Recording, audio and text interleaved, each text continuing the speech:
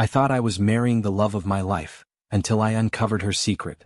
Instead of confronting her, I did something no one saw coming, and it changed everything.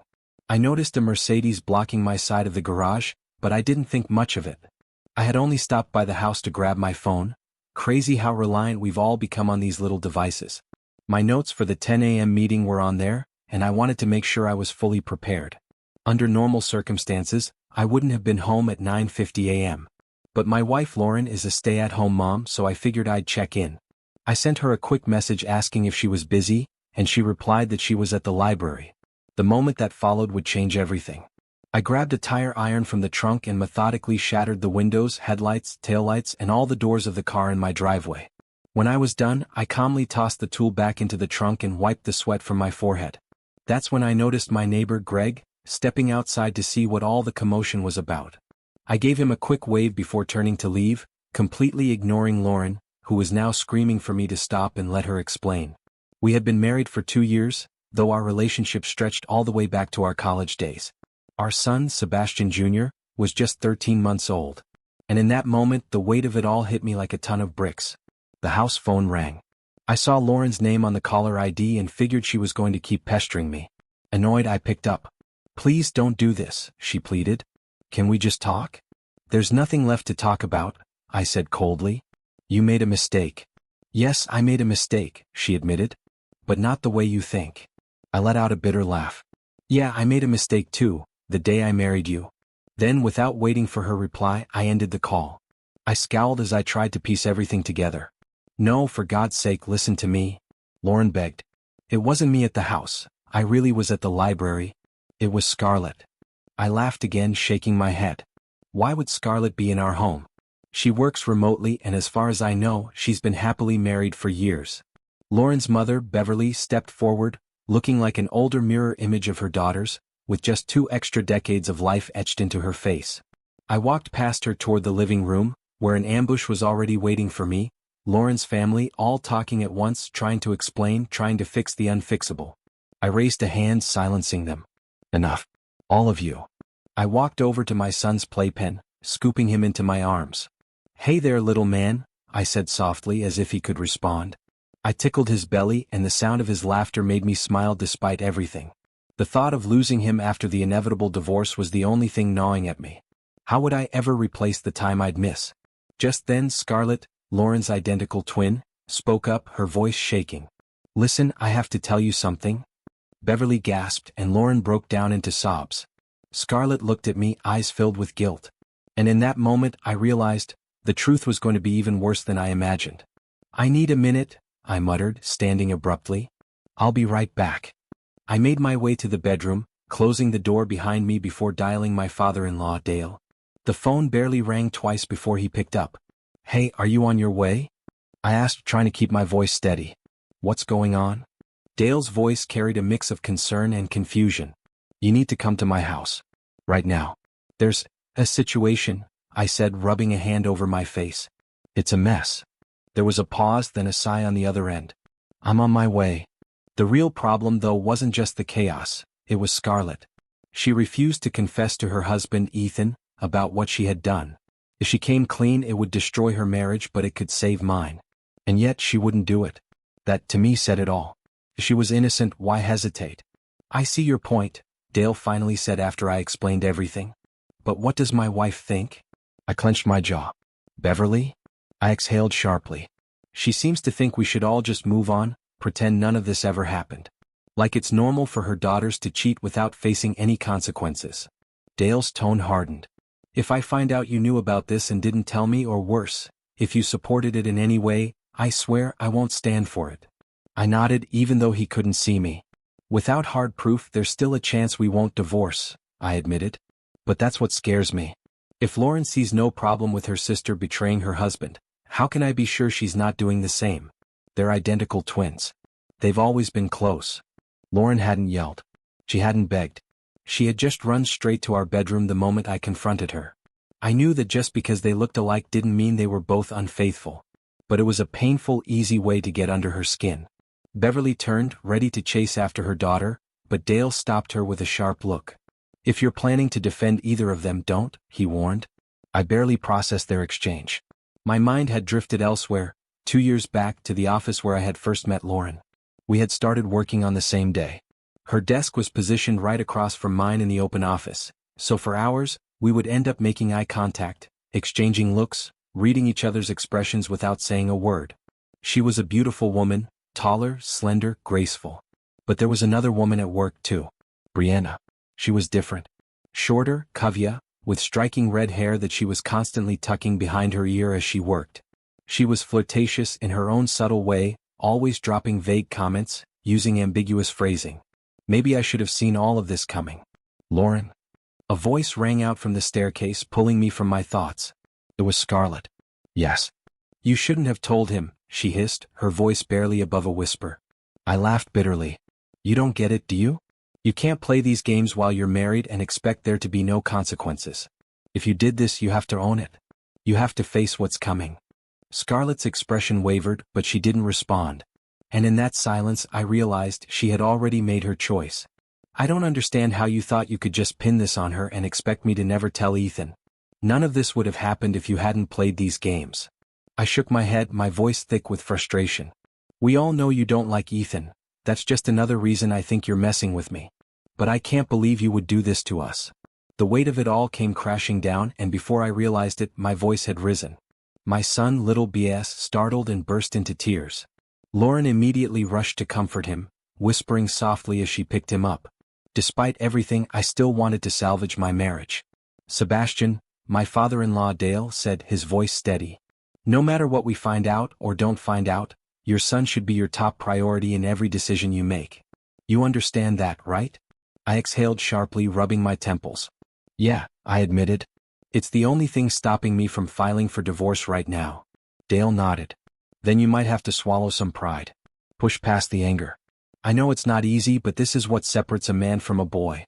No matter what anyone says, that child is what matters most. I know, Dad. The conversation left me feeling hollow, like I had no control over my own life. Later that afternoon, I met with the private investigator.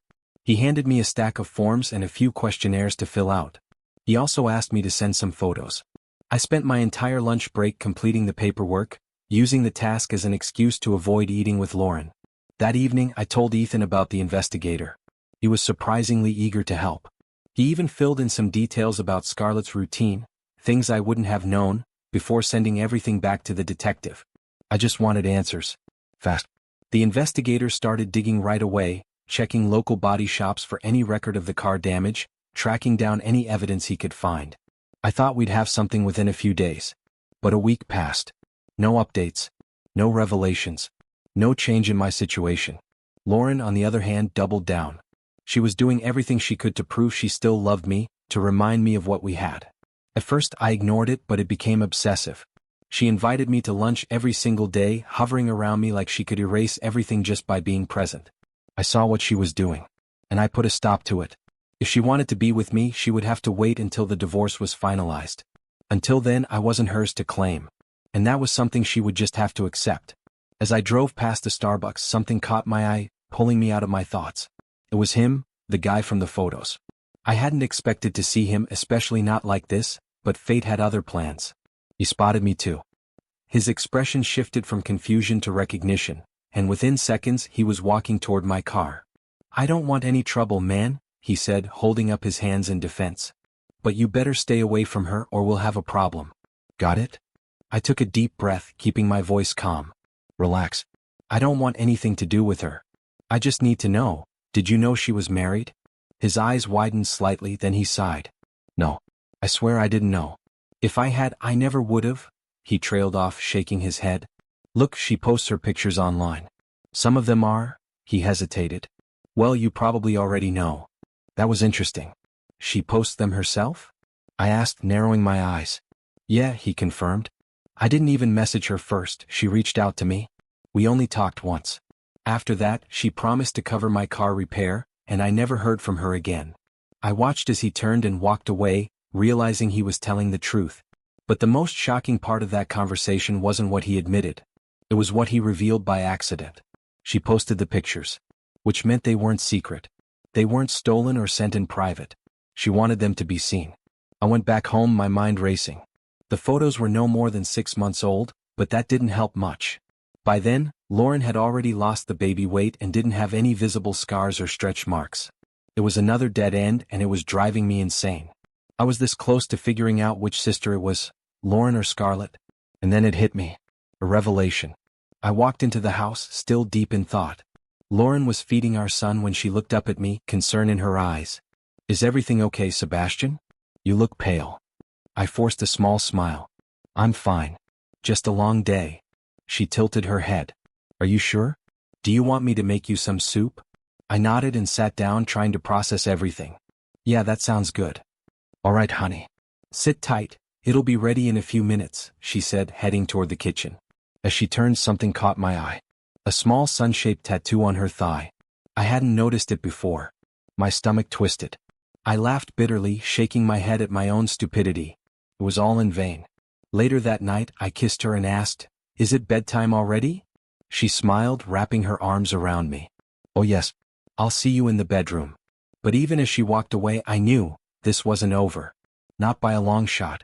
Scarlett had gotten away with it. And worse, Lauren had let her. She had justified it, made excuses, pretended it wasn't a big deal. But I didn't believe a single word. A few weeks later, I got the report from the private investigator. The truth was finally in front of me. For years, Lauren and I had shared the same vision for our future. We worked hard, convinced that kids weren't in the cards for us. Not yet, anyway. We had other dreams, plans that made us excited about what was ahead. But then, in February, everything changed. Lauren started a new job. And that's when she met him. Her co-worker.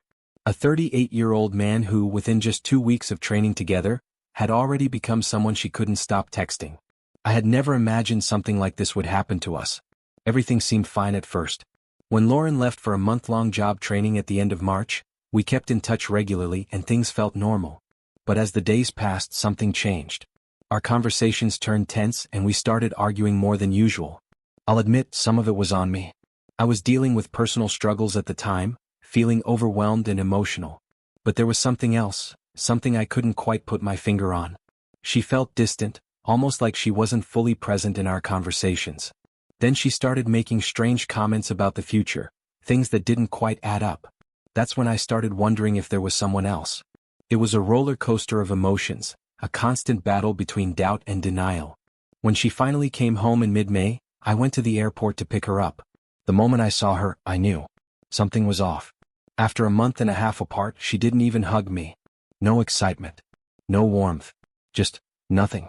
When we got home, she didn't bother unpacking. She barely spoke to me. And then, that first night back, she looked me straight in the eyes and said the words that shattered everything. "I want a divorce." Just like that. No hesitation. No remorse. She told me she didn't love me anymore. It felt unreal. Like I had stepped into someone else's life. I couldn't process it. How could things change so drastically in such a short time? We had our issues, sure, but this? This was something else entirely. I had never invaded her privacy before. But that night, my gut told me something wasn't right. So, for the first time in our entire relationship, I crossed a line.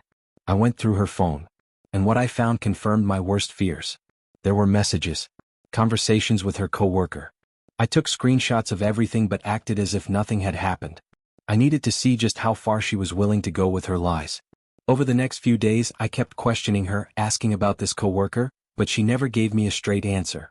She dodged every question, fed me vague responses, and pretended I was imagining things. Until one night I snapped. I was tired of the half-truths, the deception, the gaslighting. I confronted her, pressing her for the truth. But no matter how much I pushed, she refused to admit anything. The confusion still lingers. I still have questions that will probably never be answered. But after she moved out, I didn't waste any time. I hired a lawyer and filed for divorce. She didn't fight me on it. She didn't want the house, the cars, or even financial support. She just wanted to walk away. It wasn't the decision I wanted to make. But I couldn't risk waiting for her to change her mind. So I let her go.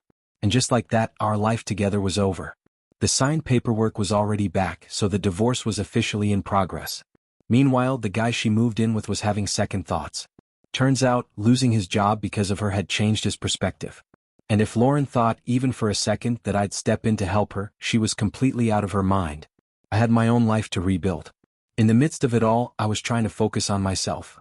Working on becoming a better person, creating a future that didn't revolve around her. I've come to accept that neither of us was perfect. Our relationship had its flaws. But what hurt the most was how fast everything changed. Less than 2 months. That's all it took for her to go from the woman who promised me forever to a stranger who walked away without looking back. I still can't fully comprehend it. The betrayal. The sudden shift. The way someone you think you know can become unrecognizable overnight. It's painful. And confusing. But I know I can't let it define me. Right now, healing is my priority. Moving forward is my focus. I remind myself that it's okay to feel hurt, to be angry, to grieve the life I thought I had. But I won't let these emotions keep me stuck in the past. I have a future ahead of me. One where I get to choose who I become, without her shadow looming over me.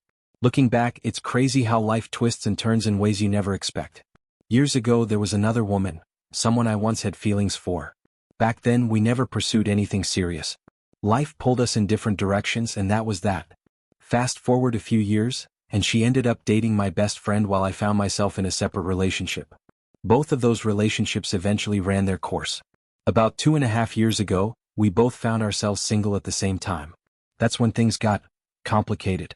We leaned on each other through our breakups, offering support, understanding, and, eventually, comfort in ways we hadn't before. What started as reconnecting turned into something more. We hooked up. And the more time we spent together, the stronger my feelings grew. So I finally took the leap. I asked her on a real date. Something beyond the blurred lines and shared history. She hesitated. Not because she didn't care about me, but because she couldn't fully explain her own actions. And that's where things became real. I just don't know why I did it, she admitted, eyes full of uncertainty. I took a deep breath. Look, I don't need a perfect answer. I just need the truth. If it was innocent, if it was just texting, fine. But if it was more than that, I need you to be honest with me. Because after everything I'd been through, honesty was the one thing I wouldn't compromise on. I assured her that I could forgive her, that we could work through this. But trust needed to be rebuilt. So, right then and there, I asked her to text him and tell him the truth about our relationship. She hesitated at first but eventually did it. After that, we managed to patch things up and for a while it seemed like we had moved past it. But the problem never really went away. Her ex still found his way into our conversations. Sometimes casually, sometimes slipping out when she was drunk. On more than one occasion, she admitted she missed him.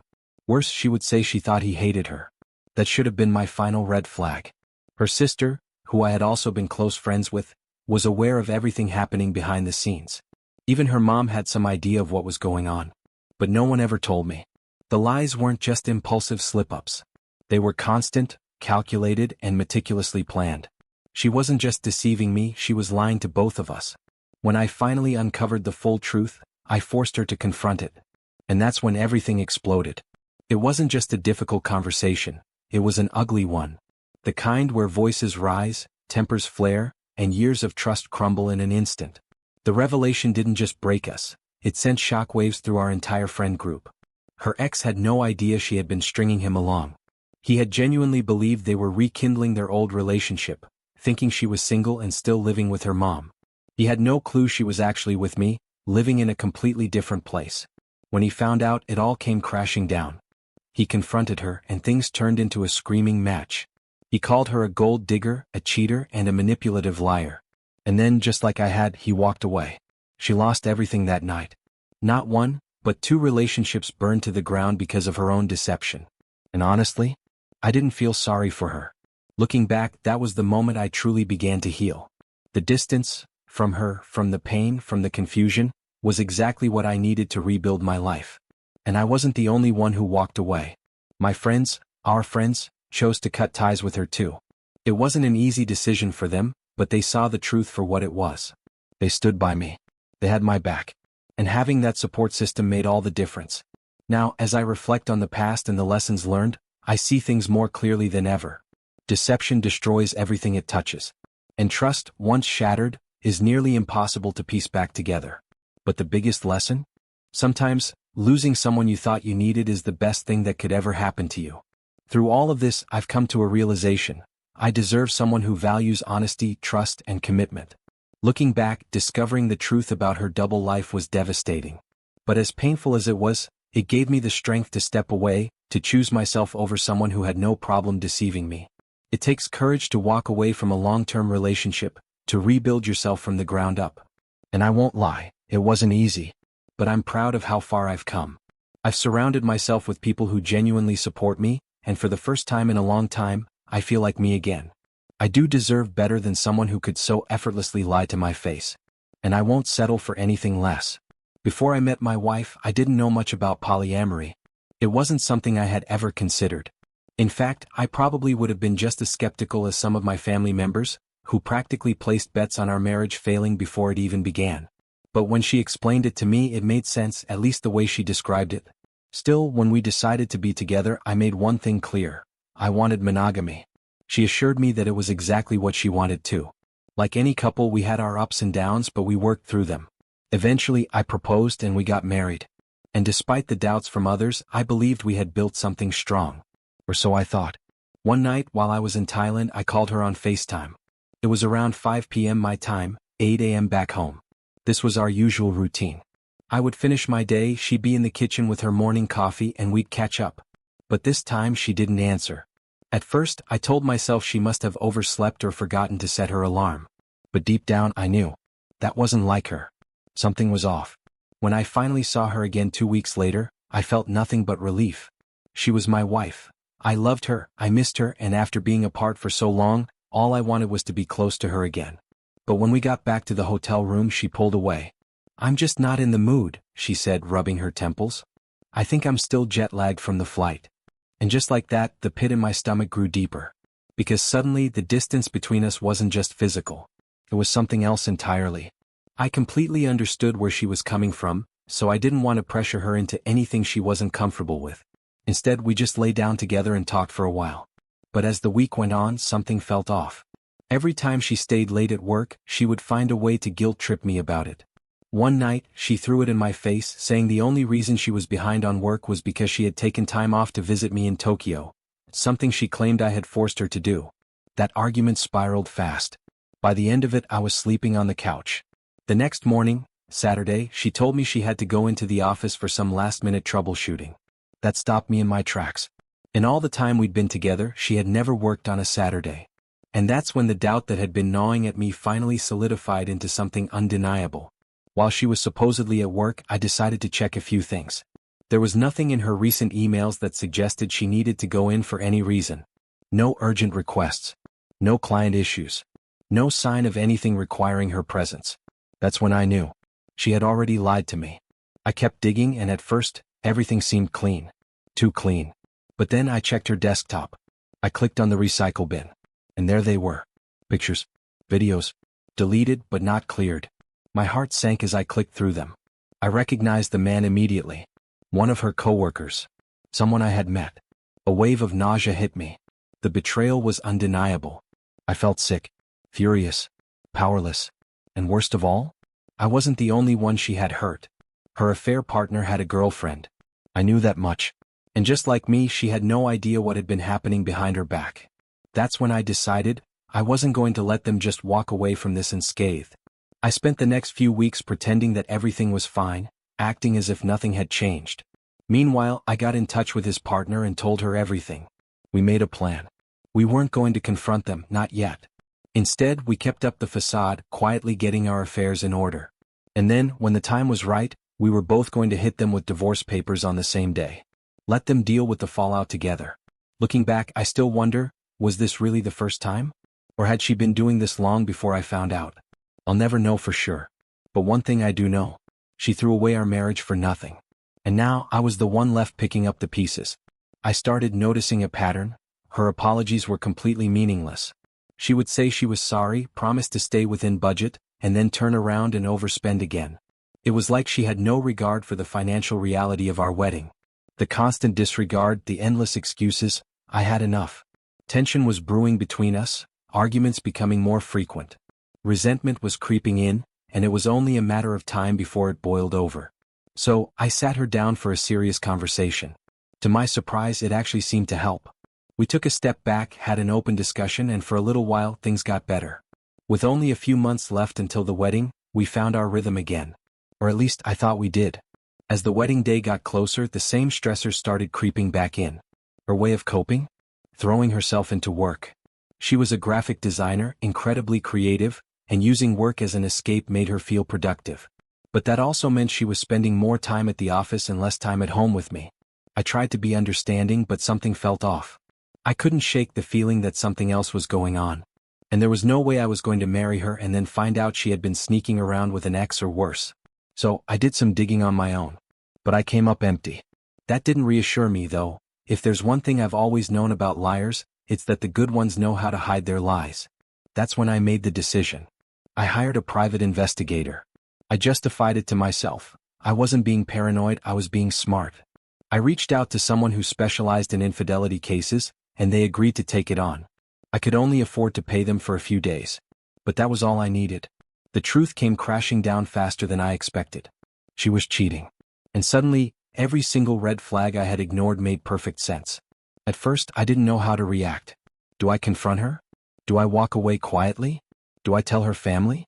And then an idea hit me. If she wanted to humiliate me, I would return the favor. Before I acted, I packed up some of my things and texted my brother to see if I could stay with him. Once I got to his house, I sat down and drafted an email. To everyone. Our entire wedding guest list. In that email, I announced that the wedding was officially canceled. Then I attached all the evidence of her affair. The fallout was immediate. I expected a few responses, but what surprised me the most was the sheer number of people who reached out. Friends, family members, even coworkers. Some expressing shock, others admitting they suspected something but never wanted to say anything. As for my ex-fiancée, she was completely blindsided. Not only was she forced to move out, but she also lost her job. She had poured everything, her savings, her energy, her future, into a wedding that never happened. And now she had nothing. It wasn't about revenge. It was about truth. And for the first time in months I felt free. After everything, the lies, the betrayal, the heartbreak, I should have felt broken. But instead I felt relieved. Walking away from that relationship wasn't easy. There were moments of doubt, nights where I questioned everything, but in the end I knew I made the right decision. She reached out a few times after everything fell apart. Apologies, excuses, desperate attempts to explain herself. But there was nothing left to say. I didn't respond. I had already wasted enough time on someone who never truly valued me. Months passed and life slowly started to feel normal again. I focused on myself, on healing, on rebuilding, on figuring out what I wanted for my future. My friends stood by me, reminding me that I wasn't alone. My family supported me, showing me that love didn't have to be built on deception. And eventually the pain faded. I won't pretend that I woke up one day completely over it. Healing isn't instant, and trust, once shattered, isn't easily repaired. But I learned something valuable. I deserved better. Better than lies. Better than betrayal. Better than someone who never saw my worth. And now I finally believe that. This isn't just the end of my story with her. It's the beginning of something new. A life built on honesty, self-respect, and the promise that next time, I won't settle for anything less than I deserve. And that's the real happy ending. The end.